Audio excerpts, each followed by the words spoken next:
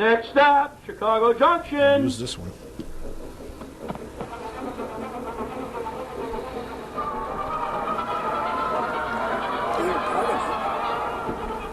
But you probably don't hear me. Yes, it's time for this month's broadcast of Chicago Junction, the program that takes you through the wonderful world of trains with the help of our panel of experts.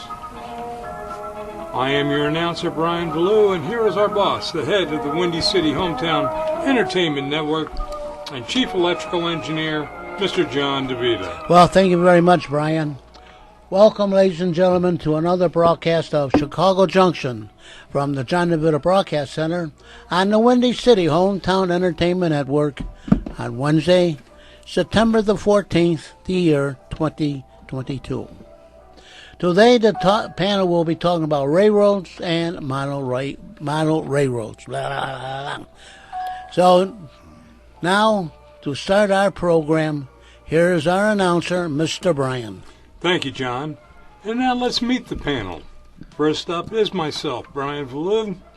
I am, like I said, your announcer and Ersat host sometimes, or let's just say ringmaster for this circus. Blow your whistle. I am former railroader, retired Navy. I play with Lionel. That's not all he plays with.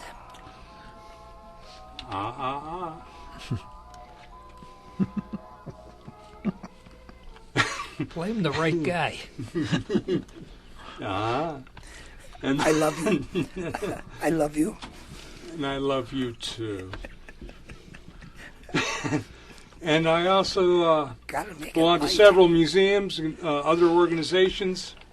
I like to help rebuild steam locomotives, diesels, and when I think about it, I also work explaining Operation Lifesaver to a lot of people, try to steer them away from some of the things done around the tracks. And to my right, we have Dave. Dave DeRuska, a retired locomotive engineer with this, getting this hum in these earphones. Retired locomotive engineer and vice president of the Black Hawk chapter of the National Railway Historical Society, and Grand Poobah of Chicago Railroad History Month. Next month, October, is Chicago Railroad History Month, and next year is the 175th anniversary of the first train to run in Chicago, and who knows what kind of celebrations we'll have. At this point, probably none. Hi, I'm Kevin. I'm a foamer. My name is Kevin Berry. I'm a retired Chicago police sergeant, lifelong Lionel operator and collector, a director with the Chicagoland Lionel Railroad Club, merit badge counselor for the Boy Scouts for the railroading merit badge, and just a general railroad enthusiast. Hi, I'm Ron Messner, and I'm a garden railroad, and I've done many things, so I enjoy coming here. Next. Hey, this is Doug Kenyuk, officer in the Railroad and Short Lines Club of Chicago, longtime men's scaler, longtime rail fan, and adjunct professor at Wright College. You're on. Oh, I'm back again. Well, that's amazing. We have a lot to talk about, and we'll let Dave start off. Strike, strike, strike, strike. Yes. Make sure you throw that bowling ball. Do we get paid being on the picket line? No. Oh. Afraid not. Yeah, there's a possibility of a major railroad strike coming this Friday the 16th to a railroad near you. Already preparations are being made by Amtrak and Metra. Amtrak is halting all long-distance train service, and I can't imagine they're going to run any trains once the strike starts. And Metra is going to be canceling all service on their purchase of service carriers, which include the Union Pacific and the Burlington Northern Santa Fe. I have no idea what's going to happen on the Milwaukee district because that is dispatched by Canadian Pacific. And so who knows? We'll see what happens. It's very interesting. Most of the other unions have settled. The big issue with the operating unions, the trainmen and the engineers, is quality of life. The railroads have been working people to death for a long time. They have some very draconian policies for working, and the unions would like to change that. The attendance clause. Yeah, the attendance clause. Like you have to be. Well, it's always been true that you work for the railroad, you're 24/7 employee. The problem being that the railroads don't like giving days off, don't like giving sick days, and it wears on guys. You know, you work a 10, 12-hour shift and you're back to work in 10 hours, and you're pretty tired. A lot of guys are working exhausted. It reflects on the number of accidents out there due to fatigue, and the railroads don't seem to care. As long as enough of the freight gets over and doesn't get derailed, they're happy. And they also want to change some of the work rules, including going up to 16 hours a day. That would require federal law. Well, they think they got that in their pocket now. Okay, they do, huh? Well, you heard what the first statement the Biden team put together. No. Oh, yeah. Doug heard it. They said the operating people do not have a position where they contribute. They don't contribute to the revenue of the bottom line. The railroads have said that. They're convinced that the operating people have no contribution whatsoever. But what's this about going beyond the 12 hours? They want to change it. They we'll wanted to work 16 hours. No, they want to go back to the old days, huh? Yeah. They're going to bring cabooses back so guys can sleep on the caboose? Can live on the caboose? No, they're just going to have the one guy in the cab. Oh, right, that's right. They want to have one-man crew. They'll hollow out a B unit. They could sleep on the floor. Maybe a drone will operate the... They'd like to do that, too. Yeah, they like to put one guy up there. That way he can watch the monitors to keep on the safety of the train. All the monitors that'll be around him.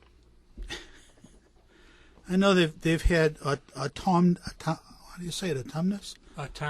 Thank you for that correction in English. Autonomous trains in Australia, but they're on captive lines. They're on captive lines and they're still under test. They just extended the test another 100 kilometers. We actually had a couple of those lines in the United States. Yeah. Black Mesa, Lake Powell, yeah. The Muskegum. Did it work?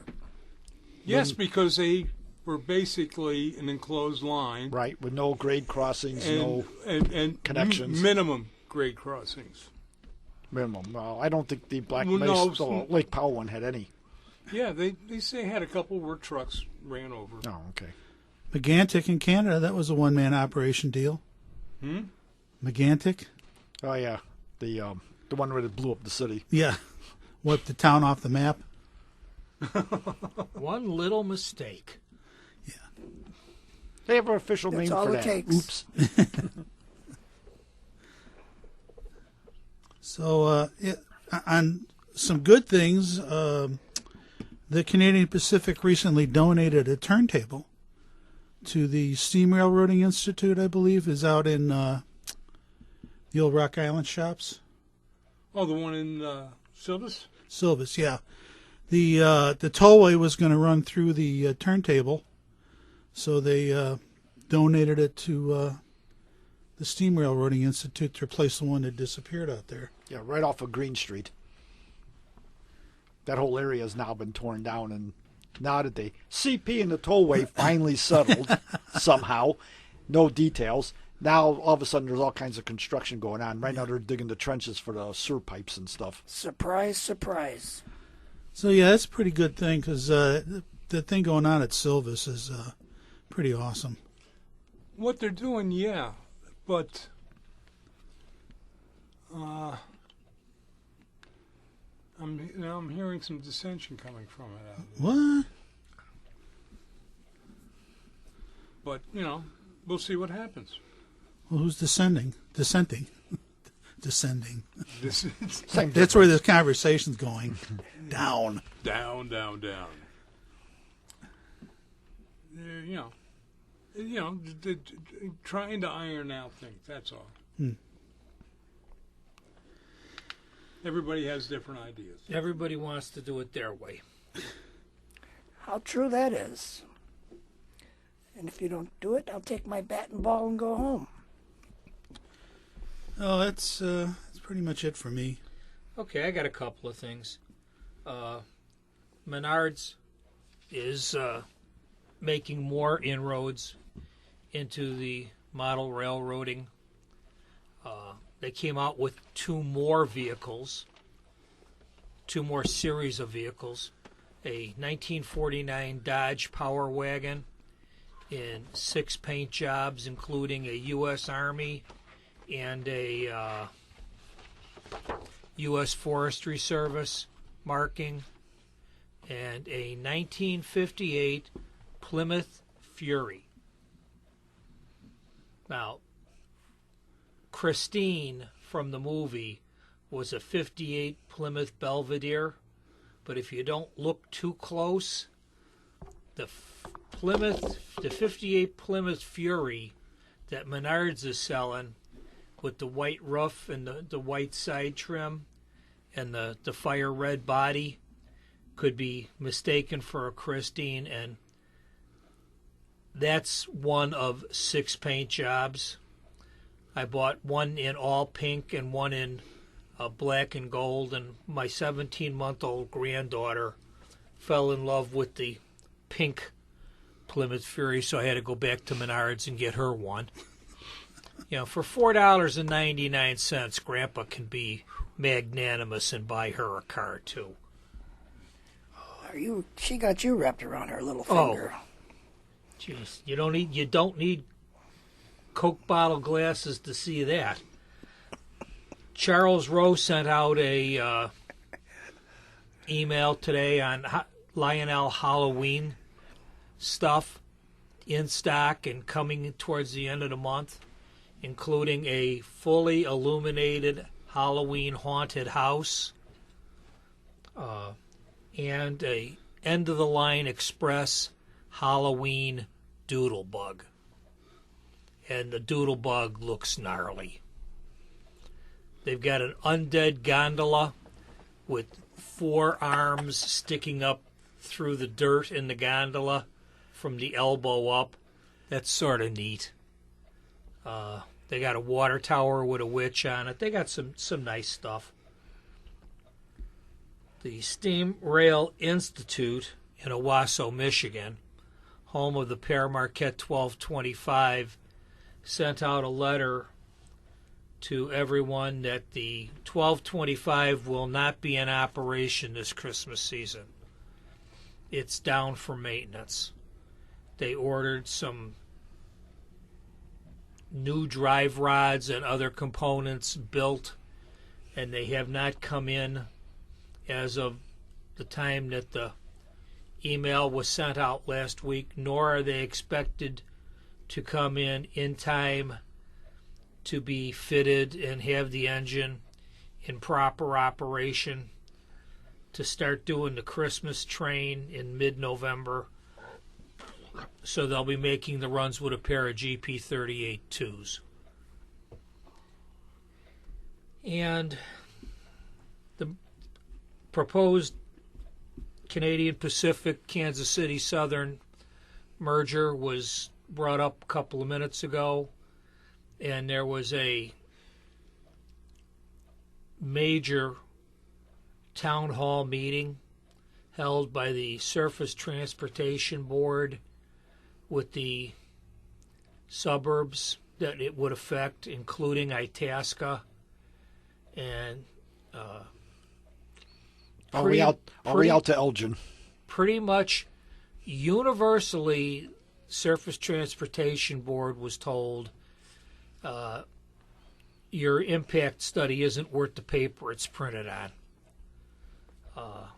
The Surface Transportation Board said that the increase of numbers of freight trains from 3 a day to 11 a day would have negligible impact on the suburbs. And the mayor of Itasca said that he would like to point out that the tracks cut through the northern 1/3 of his town, and that most of the residential sections are in the southern 2/3 of the town, with the track being the line of demarcation, and the police station and the fire station are all north of the tracks. And a train going through could cause a 20-minute delay in response of emergency equipment. And the congressman, and I'm going to butcher his name, and I apologize, Ranish Kuchamapali or Kutranapali. They call him Raji. Got up and said that the Surface Transportation Board needs to do its job properly and truly assess the impact that adding all the new trains would have. So we'll have to see what happens. The railroads usually get what they want. It's just a matter of how quickly.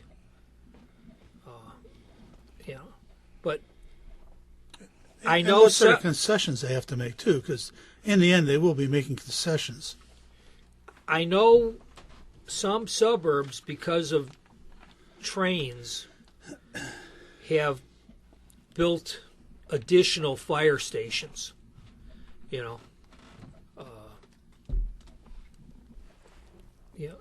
And it's expensive to build a fire station. It's expensive to man it. It's expensive to put equipment in it.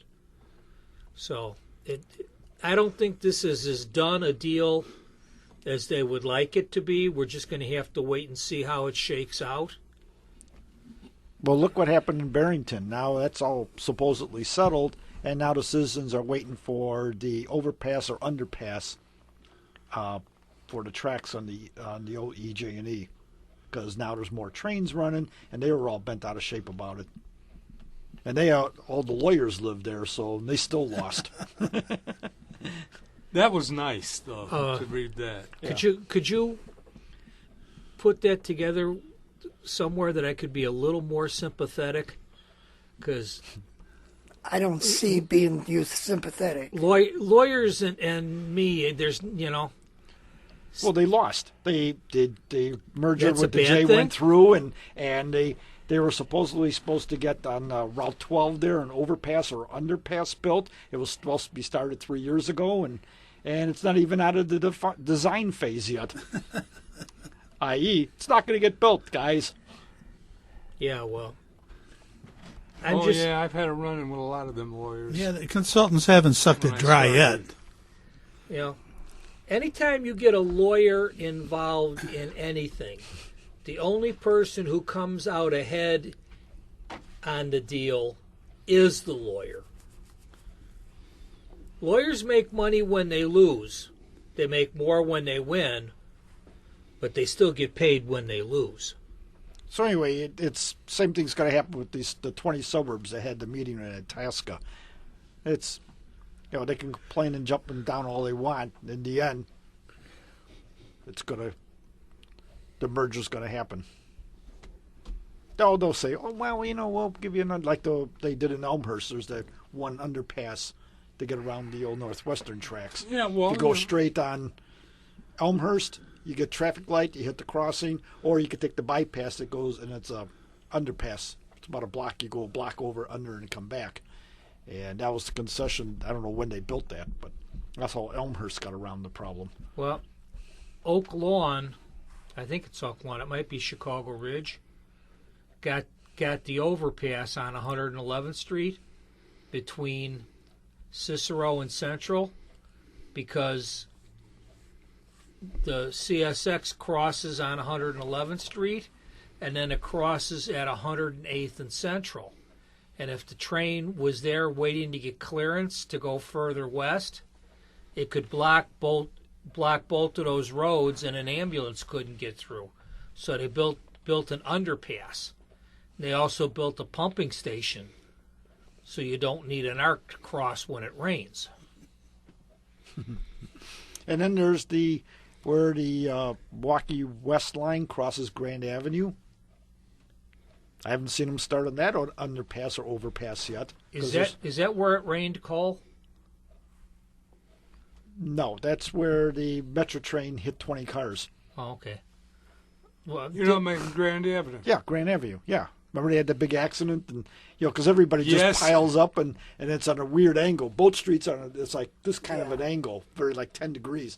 And when the guy came around when the train came around the curve there, he's got like one block to decide to hit the brakes or not if there's somebody on the tracks because you literally can't see the crossing.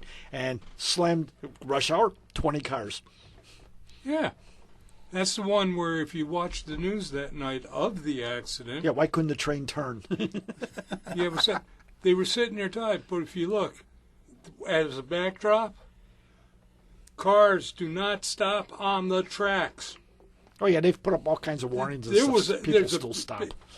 It is 250 feet from the red light, which put the cars on the tracks. And also, Metro was going at track speed, which was 60 miles an hour. It was Lunkin that was driving the train that night.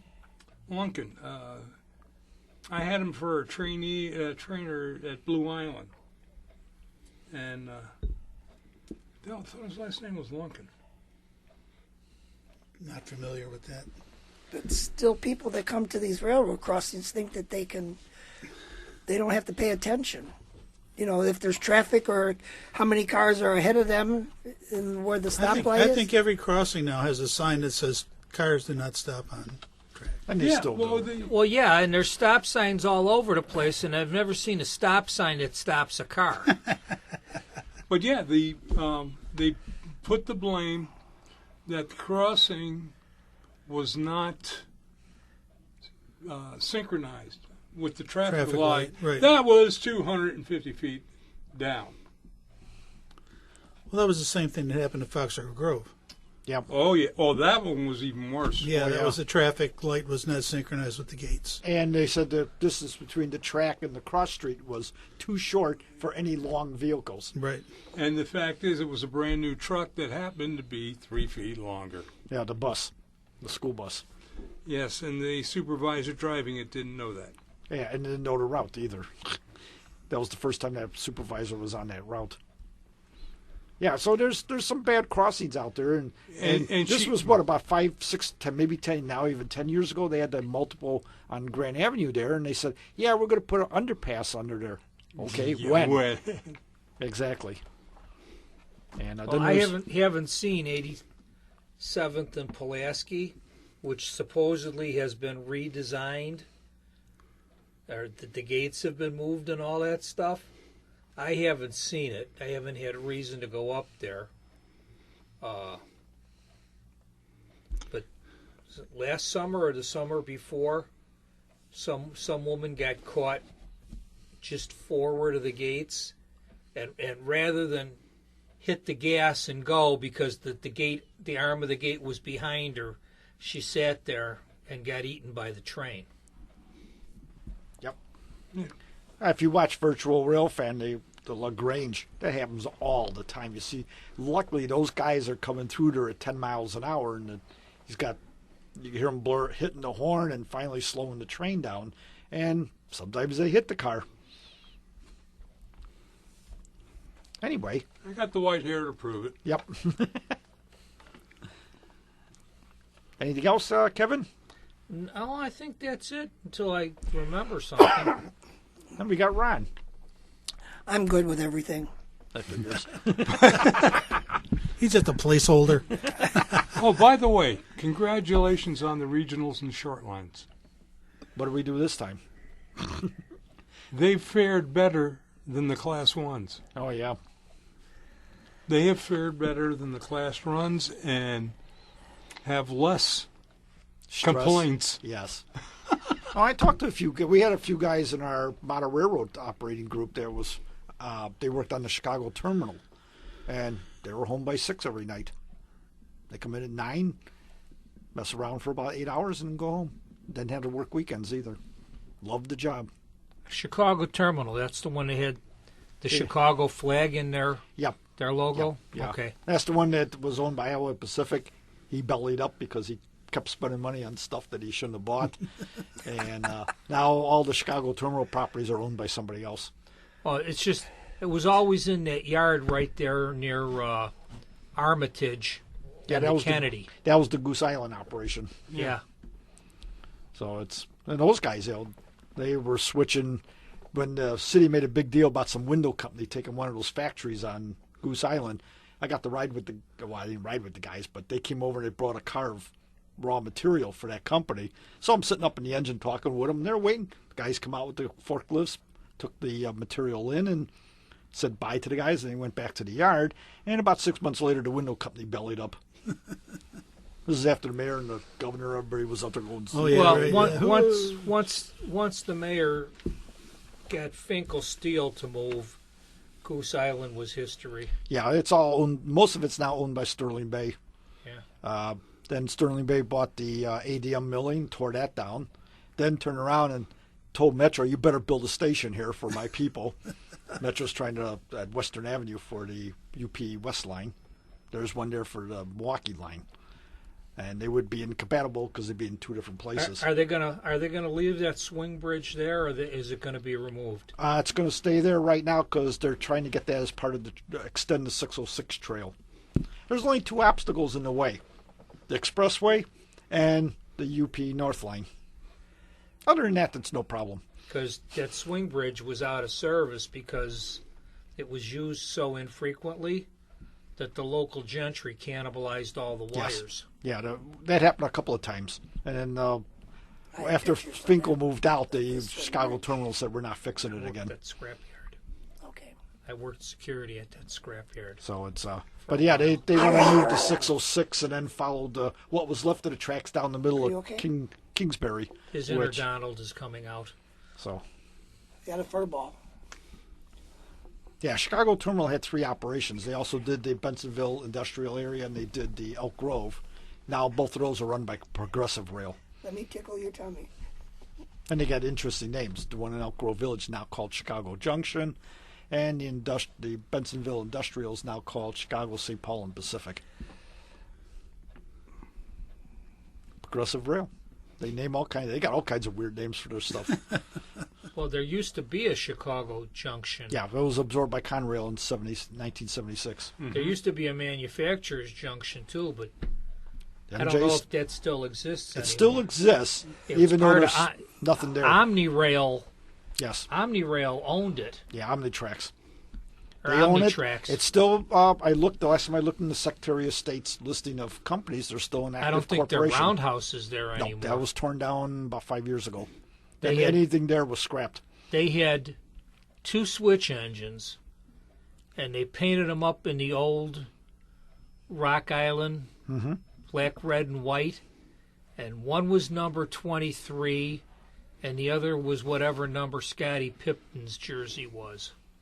That's right. Because It's all gone now.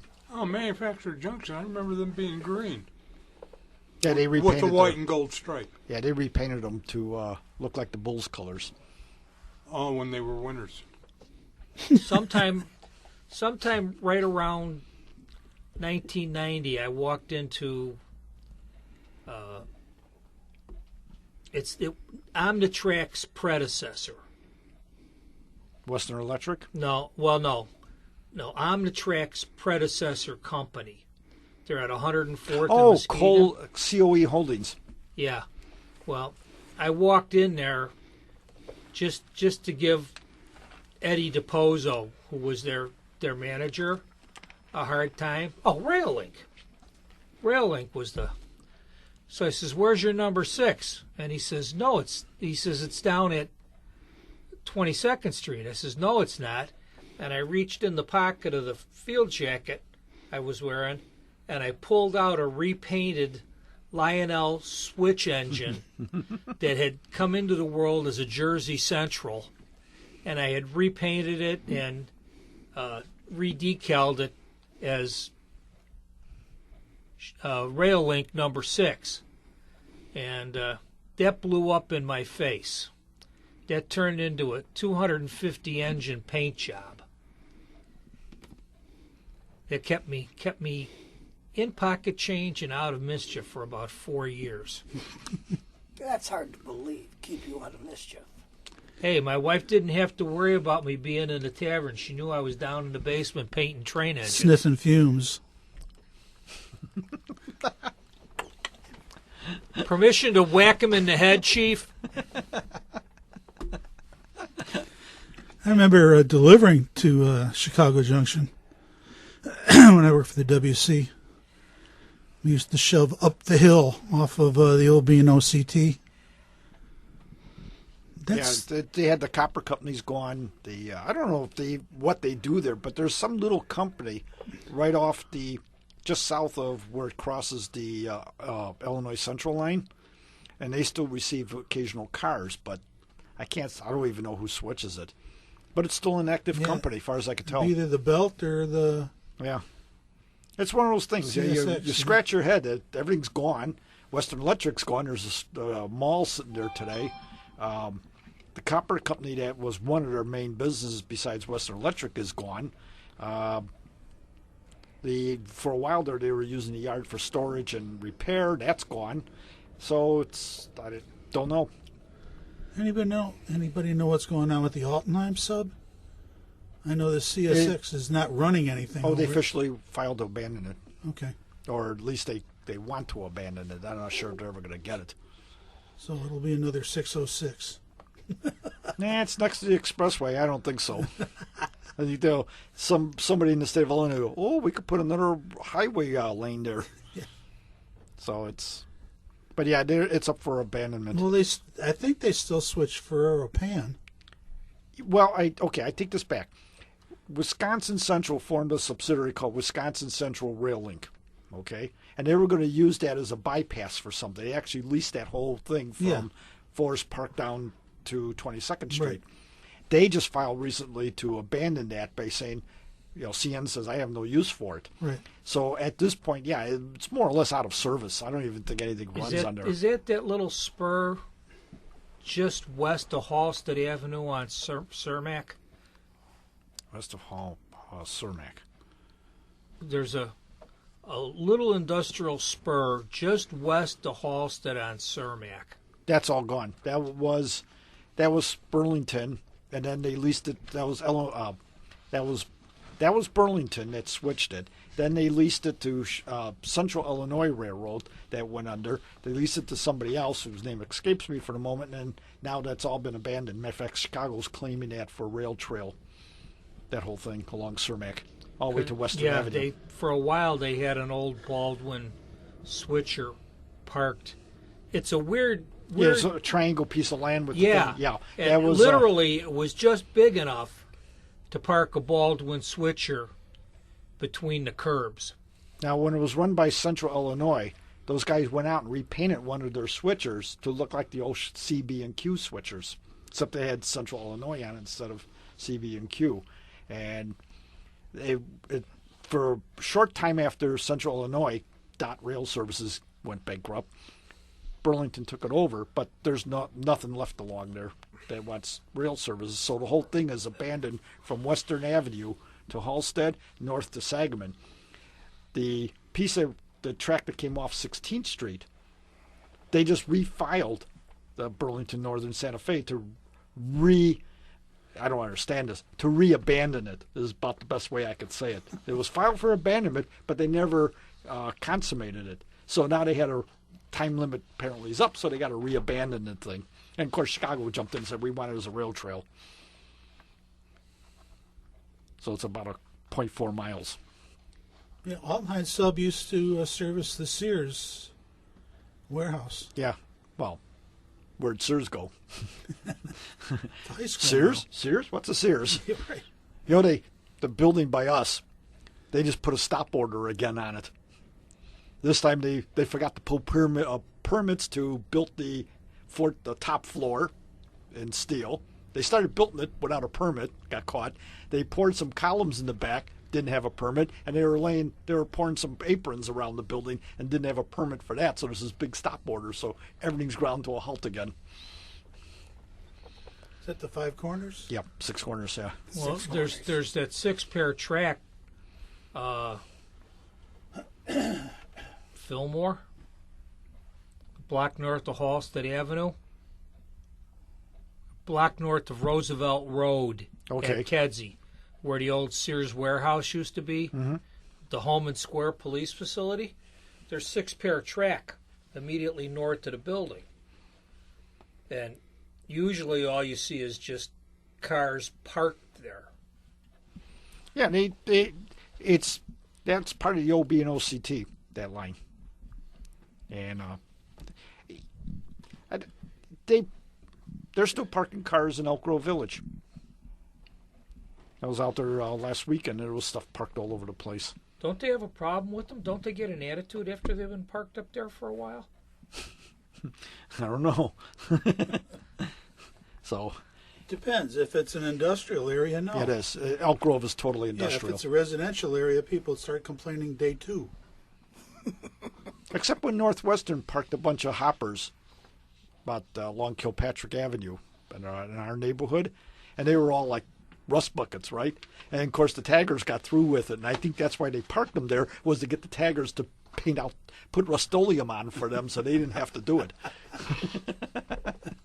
Because amazingly, after the cars were totally tagged top to bottom, then they were taken away.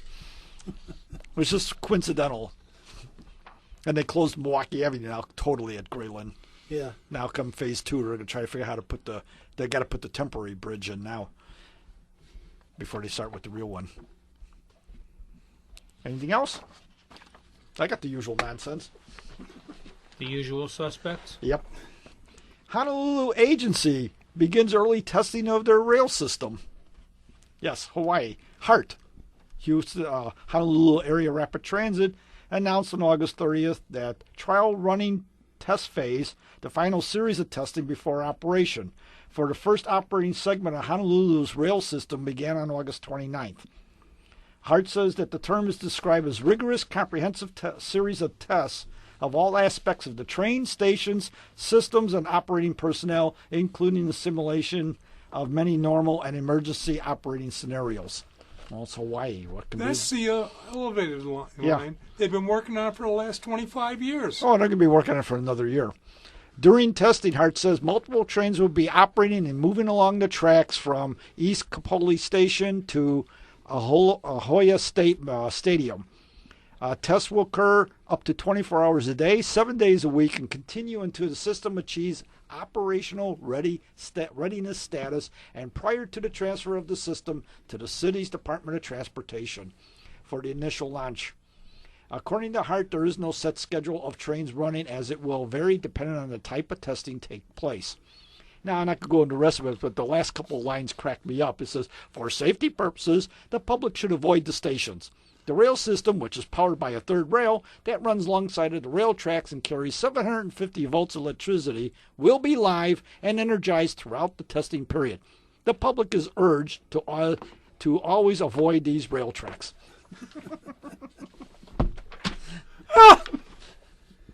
We'll see how many crispy critters we get out of that one. Hey, kid, yeah, I want to listen for the train here. Listen on that rail. All right, next one. Proposed Kenosha, Racine, Milwaukee commuter rail project receives state support.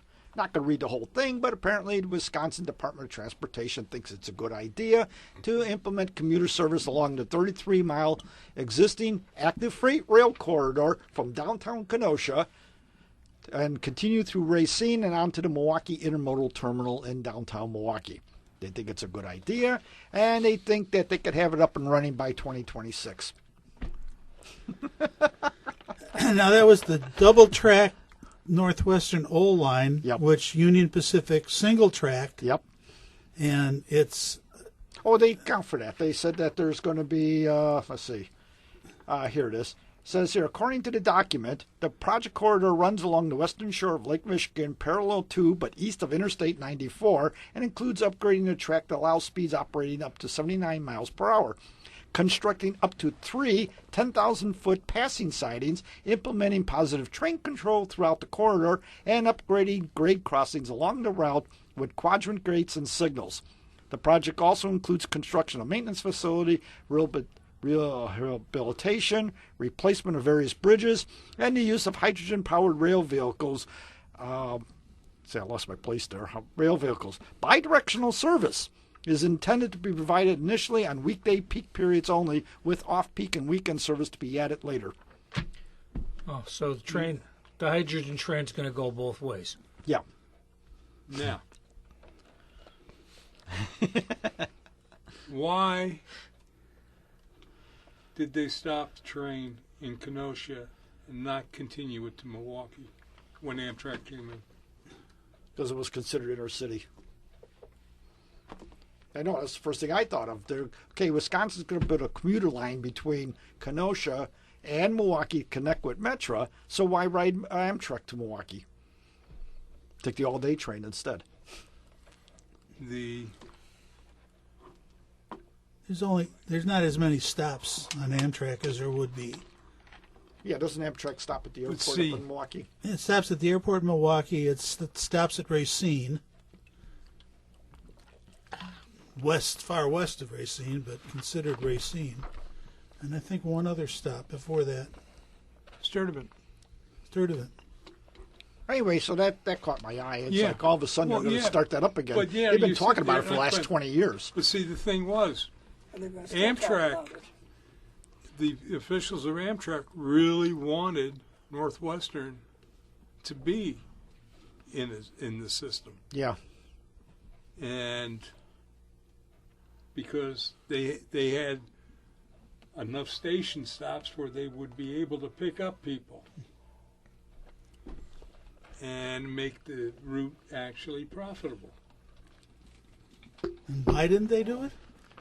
They didn't want it. I don't think Northwestern No, joined. Northwestern did not want to be part of Amtrak. Yeah, so Right. they bought their way out because they were given the option, equipment and routes, or buy your way out. And I think they bought their way out of it. Right. They just get, here's some money, go away. Okay, if they do this, how is that going to impact the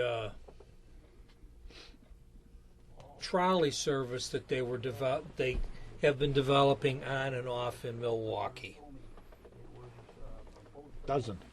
The trolley service in Milwaukee is for inside Milwaukee. Yeah, it's in Milwaukee. Well, didn't you say this is going to go in from Kenosha to Milwaukee? Commuter service. Oh, This is commuter. Yeah, okay. So it's going to link the cities. It has nothing to do with the internal. Okay. right. And that's what we're talking about affecting Amtrak, because Amtrak runs up the Milwaukee line to get to Milwaukee. Well, the trolley has been, it's going, From it point stopped, A, it's going, it stop stopped, here, it's going, it stop stopped. here. I thought maybe this was an alternate. And maybe pull they- into the station over here. But yeah, the trolley is viable the way it's being used now in Milwaukee. Yeah, but they're having problems with As long as they expansion. don't dig up another underground transformer. Yeah, that all well, it's just like them trying when they were taking care around the tunnel. Just because they sprung a little leak in there and sunk the city. A little technology news. Antenna Systems aims to change the way you think about train seats. Antenna Sys is to show their Seat Informer, the next generation of seat occupancy detector, which not only knows when a seat is being used, but it can also identify objects, liquid spills, or vandalism in real time. This can be used to help passengers to find an empty seat through an app to enable last-minute reservations and to support fleet and maintenance planning. Attenasys says Seat Informer is fully certified for onboard use and is easy to integrate either wired or wireless and will change the way people look at the main revenue maker, the seat. I can see it now. Okay. Car 4 has got two empty seats. Oh, wait a minute. Somebody peed on it. Can't use it. I was thinking, I've been seeing this commercial for this cat litter. I know which one you're talking about. Yeah. I'm sitting there, is the seat going to turn different color? Could be. You never know.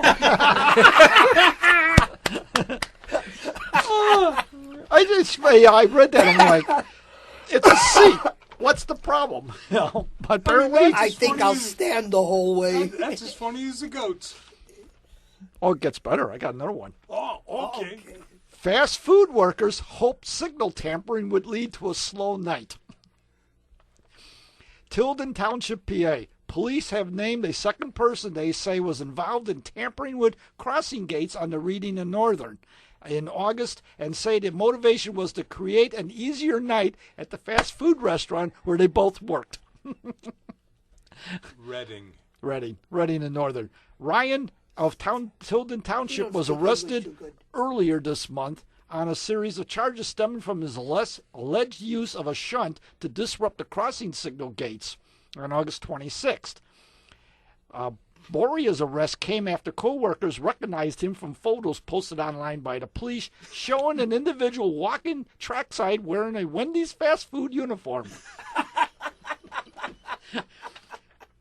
WFMZ-TV now reports that the police have said a second Wendy's worker, identified as Amy, dropped Boria off as he placed the shunt on the tracks and then picked him up and drove him to work.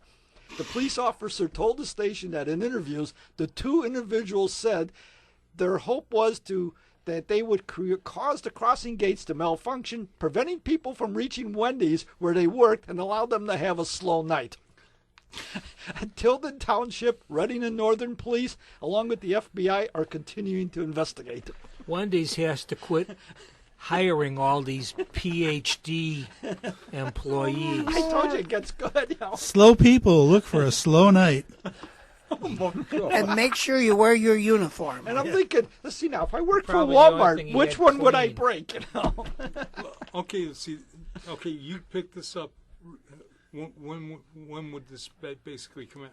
This came out in August. End of August. Good. It's going to be in the next issue of Rail Pace. Probably. Now here's one you've been waiting for. Record number of pets travel on the Eurotunnel in August. August was a record-breaking month for Eurotunnel as a total of 54,501 pet journeys were noted. As a result, since 2000, the number of pets on board Le Shuttle reached more than 3.7 million. Oh, Le Shuttle? That's what it says. Le Shuttle. Yeah. Ooh. According to the survey, which involved Eurotunnel customers traveling with pets in the last 3 years, 61% of these customers often took their dog aboard. A key factor in this decision, aside from the quick journey, is the Eurotunnel allows them to stay with their pets during the journey. Le Shuttle allows passengers to stay with their pets in the car for the 35-minute crossing from Folkestone to Calais. In addition, there are pet receptions in Folkestone and Calais which provide a free 24-hour pet check-in service and assistance prior to the start of the journey. There are also facilities which include exercise areas with artificial grass and disposable bags. Eurotunnel Le Shuttle charges £22 each way for a pet to be taken on the journey. This includes dogs, cats, ferrets, rabbits, rodents, birds, invertebrates, amphibians, reptiles can also travel with a veterinarian certificate. However, registered guide and assistant dogs travel for free. Ideally, the pet's vaccinations should be up to date. Where does he find this stuff? In addition, the animal health internet. certificate is required as the EU pet He's gotta get passport off the issued in internet. Great Britain will not be valid for travel to the E EU.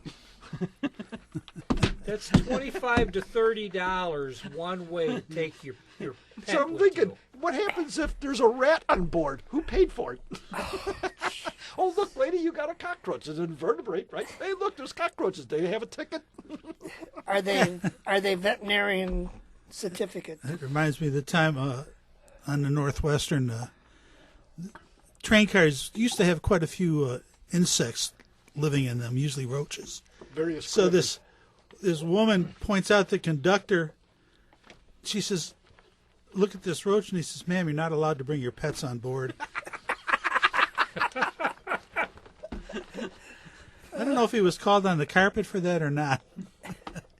I just found that interesting. You know, pets, okay, but I Les like the word pooch. dogs, cats, birds, vertebrates, You can take ferrets. an animal on an airplane. Yep.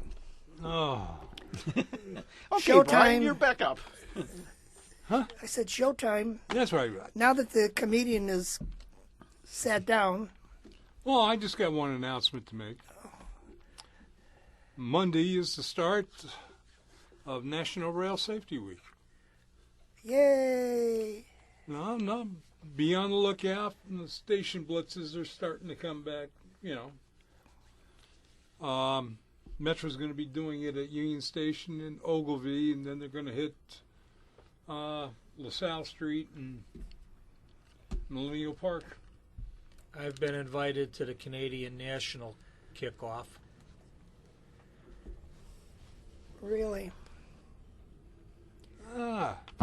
Well, But they're in Michigan. yeah, they start. In fact, I'll be setting up at the Chicago Botanic Garden in the Model Railroad section Oh, that's a good place for it. on Monday, Wednesdays, and Friday, and hand out all sorts of goodies. We're really driving crazy because I came across a bunch of whistles. Oh, just what we needed. That's right. I have a couple of those whistles at But home. yeah, but another thing that it surprises me, and we talk about it a lot. Now the signs aren't this big that are on crossings. Yeah, right. Yeah, They're usually illegible. yeah, They're about the size of a little small, about a motorcycle license plate. yeah. Depending upon the bicycle. But a nice little thing. This is information that people really need to know, and know where to get it. Because basically, with their phone, they can stop a train. Don't give them ideas. No, seriously, we tell them, and and most people, even after you tell them, they forget. Oh, I ain't never gonna need to know this. But heck, you have a nice little blue sign. You got a 1-800 number on there. Please That's do a not hard number to remember. do not use this 800 number. This is demonstration only. Oh, really? I knew that. Ron, I don't know about you. All right, just call 588-2300. You'll be After fine. all these years, you're just figuring me out? Oh, hell no. Never figured you out. That wasn't high on my priority list. I noticed that.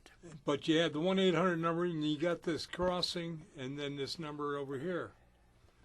This, instead of using 911, which will take it a lot longer to get anybody to know about a crossing accident or mishap, you call the 1-800 number, and you get the dispatcher for that line. And each railroad has its own. And then you have crossing here, and you got this nice number. You give them that number, they'll tell you exactly where you're at. It's like if I was on corner of Bussey and Greenwood and Park Ridge. At that crossing, I'd see an incident happen, call 911, and call them up. It says, where you at? And I says, well, I'm at the crossing. You know, I'm here on Bussey and Greenwood, right a catty corner from Jewel. You know where I'm at, right? Just because the guy's in Omaha, Nebraska, why would I, you know? Why would he know? Yeah, so then you get good old CSX. They've been real good with their stuff in Indiana.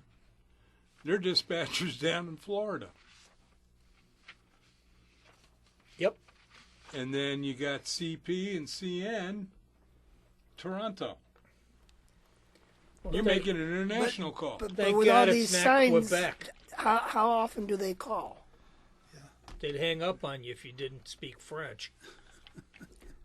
But how often? Yeah, how often and how accurate are the people calling in? See, that's just it. Do you know? I don't know. No statistics available. I Correct. have Okay, called I'm it. just asking the question. No, that's If just you're it. saying they know where you're at, if you tell them what the crossing is and all that.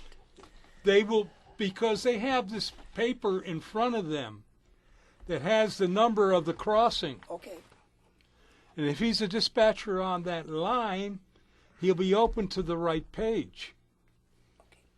I have called that number one time, and the guy knew exactly where I was. Okay. And not only did he tell me where he was, he says, hold on, I will put you through to the signal repairman. And the guy called me back and he said, which track is it? Well, it was on Broadway, about 2 blocks west of Western Avenue, where it's like 6-pair track, but there is a 7th set of track that it's maintained by CSX, but it's the switching track for Illinois Terminal. But he knew exactly which track I was talking about, and he said he would be there shortly. He was coming out of Harvey. But, It does work. yeah. Okay. No, I'm not disputing, but I know it would work because that's why they have them on so that if you know that's what you're supposed to do, that saves. Just for clarification, and I'm sure Brian meant to mention it, and he got into it and forgot. This is the blue and white plate that's mounted on the upright, about 6 foot above ground level. Actually, a little taller, but yeah, Okay, well, approximate. I'm not as tall as you, so it looked like 6 foot to me. Anyway, But it does went yeah, right through. The it's, people. even when I was giving several of the presentations, I did one at a retirement center, and it was nice. I had an audience, and then found out I was on TV. Going to the other people that didn't want to come down and be in the audience. But it was a good presentation. But the people, they forget that they have this option. And well, like today, I've had 2 meetings. We had our quarterly meeting for Operation Lifesaver today, but I had a meeting this morning with a teacher. The board, and so I could be at the high school and start teaching in the driver's ed classes, do a presentation to all of them, and usually we do it usually in the spring. They'll go through, do all the normal stuff, and then I'll be like the treat for them. Just before they turn them loose on the rest of us. Yep. But, and the big thing is this. And even like showing it, I have people that I have talked to, and they said, oh, yeah, we forgot about that. How long have they had that particular part of the program up and running? 5 years, 10 years? 5. You know, See, what it is, they standardize it. If you look at some of the junction boxes that have been near, you usually see like a silver box. If you go up to it, you might see a black square on it now. But they used to have black squares or white squares on it, and they had numbers. You can call this number here and all. But they had it all in different places. So it wasn't standardized. I've been driving for a couple of weeks, seeing as I just turned 72 on Sunday. And I don't remember ever seeing that when I was, learning to drive, and I don't remember it during the 31 years I was a serving police officer. But, I see them now. Okay. Well, that's good.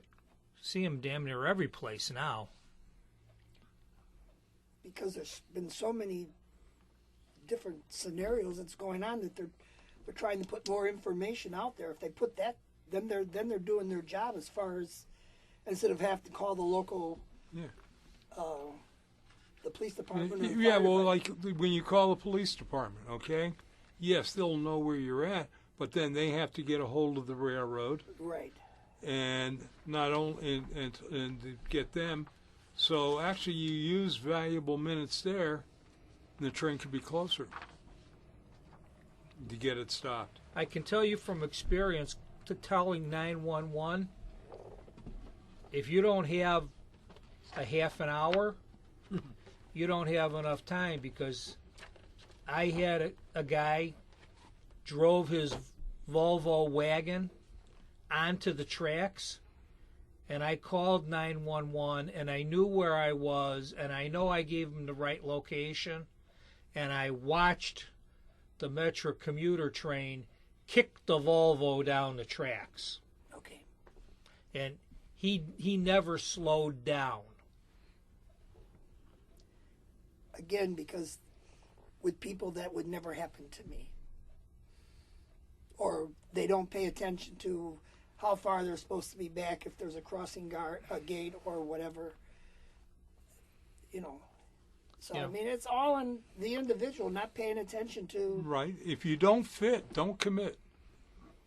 Why? We were down at Alton last month, down in Dalton, behind the police station there, watching that one, and a couple of trains went by. I mean, motorists got unlucky. One freight came by and one came by right away in the other direction. So it was about a good 8-9 minutes tied up.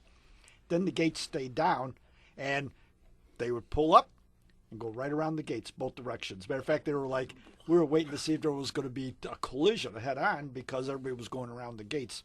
Finally, the one guy with us called, and suddenly he called the number, and all of a sudden the gates went up. The gates were get down for a good 10 minutes. Yeah. So. Yeah. It was fun to watch all the people. The only one that didn't, we watched the bus roll up, the pace bus. He didn't go around the gates, but what he did was he did a K-turn. He tried to do a U-ball and go the other direction. That was fun to watch him trying to back that bus up on that little street there. Well, at least he had the brains not to risk cross. the gate. Yeah. Yeah, I mean, it's a lot, and that was one of the things that was asked to me by him. Apparently, there's a bus that takes the people out to go shopping and stuff like that. And apparently, they have this one driver. He doesn't like to stop and open the doors and to look out and all like he's supposed to do. And they says, well, yes, you report him. Will you get in trouble? Well, yeah, you'll get in trouble. But we like them. But, But that's the problem, is that they don't follow the instructions that they're given. Because, they'll say that would never happen. Well, that's part of that mentality. Can't happen to me. Yeah, I know. Well, it's like some of the film that I played. They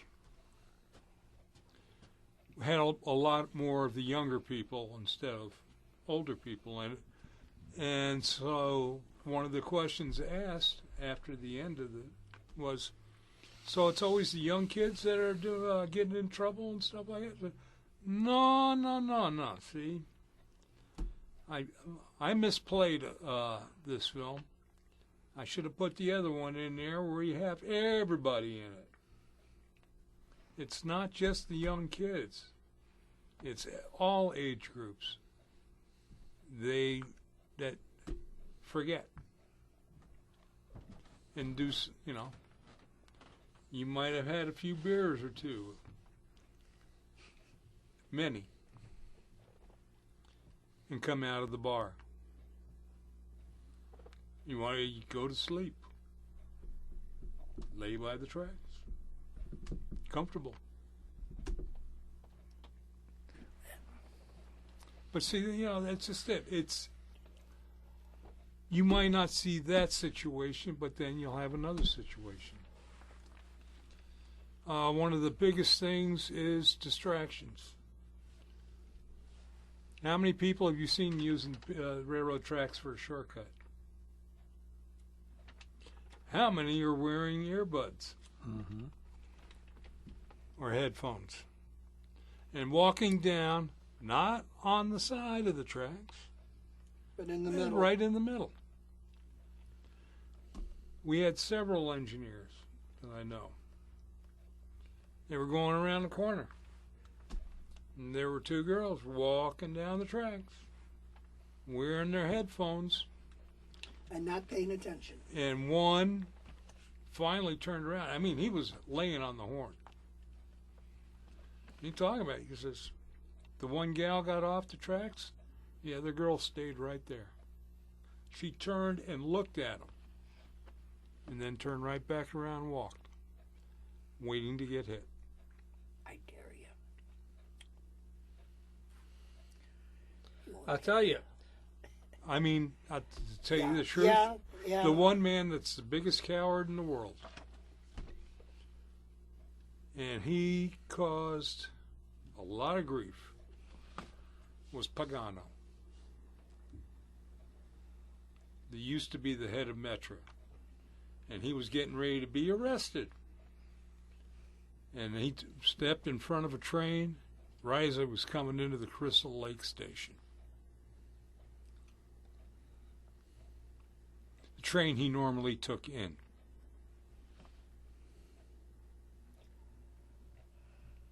Okay. Yep, I remember And that. looked the engineer right in the eye. Yep.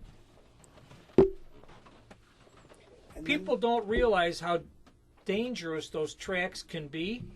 The ballasting along the tracks is designed for drainage, not to allow you to drive along it. I almost got a squad car ripped up by a UP train because I got up on the edge of the right-of-way and buried a wheel. And the engine literally missed the left side of my squad car by 3 inches. That would have been a little hard to explain. Well, it's, just like people, the train is bigger than the width of the rails. And outweighs the hell out of a car. I mean, you're looking at a minimum of 3 feet each side. Like you say, speaking of railroad tracks, from the outermost rail, how far out is railroad property? I think you said previously 25 feet. Nope. 60 to 100. 50. 50 feet from the outside rail. That's railroad property. The usual right-of-way.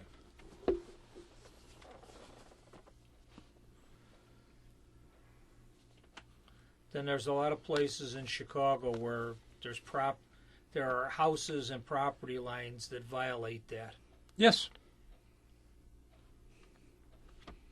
City planners do what city planners do. Yeah, that's going on right now on Ravenswood neighborhood.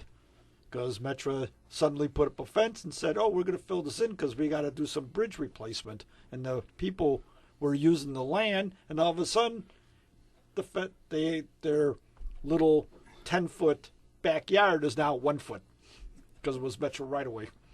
Mm-hmm. Or UP right away, I guess. Big controversy. They're all bent out of shape. Well, you bought there. There was a railroad there. What did you think was going to happen? But that goes with the people who buy next to the airport and go, where'd those airplanes come from? So, I had a real estater tell me we were looking for a house way back when. The line that goes the old Illinois Central line to Iowa. Mm-hmm. That piece ran through South Hanover Park. And nice house, 10 rooms, all one floor, big basement underneath it. Couldn't afford it, but we couldn't afford to do Page County taxes. That's what we couldn't afford. Anyway, so the tracks would have been behind the house. And basically, I have a big backyard, and there's the tracks, and I go, fine. So I look at the guy, and I go, well, what's the story on these railroad tracks here? He goes, it's abandoned. They're going to be turning it out shortly. My wife nudges me and goes, is that true? I go, no. That just became the Chicago Central Pacific. 8 trains a day go through there, all at night with their horns blowing. Boy, these people are in for a surprise around here. Well, all those people that bought condos on the St. Charles Airline, mm-hmm. and the real estate agents told, oh, no, they're taking all this track out. It's going to disappear. Well, yeah, don't say anything to make a sale. Yeah, don't say anything to make a sale, so it's abandoned. It's just like... Yeah, I haven't seen a train today. Must be abandoned. They did... they came out with the final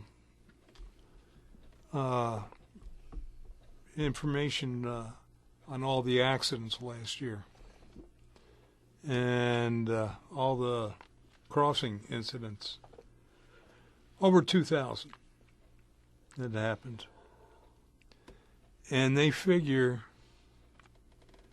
looking at the statistics and looking at the different incidents, and they figured out 25% of them didn't need to happen. It was just people's slipped a gear. That means 500 incidents didn't have to happen if somebody just thought. Took that extra second or two. Well, I believe we need to get going. Hi, Ron. Hey, buddy. Is he awake? Oh, yeah. Look, I'm just... He's engaged. Really? We're entertaining.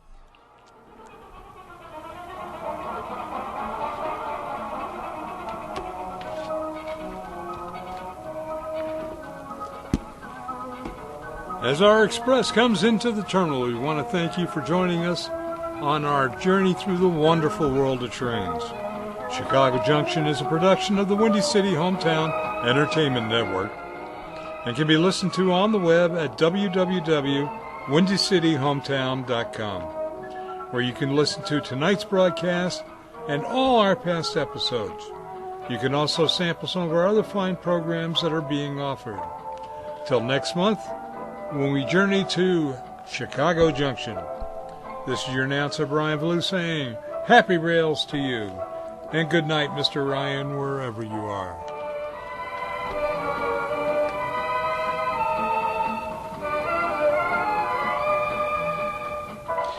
You have been listening to Chicago Junction on the Windy City Hometown Entertainment Network from the John DeVita Broadcast Center on Wednesday, September the 14th, the year 2022. Chicago Junction is produced and directed by John DeVita, and our special thanks to the executive producer of Windy City Hometown Entertainment Network, Mr. John Chikanda. This broadcast was produced and directed by John DeVita on Wednesday, September the 14th, the year 2022. Until next time, friends, please be safe and thanks for listening.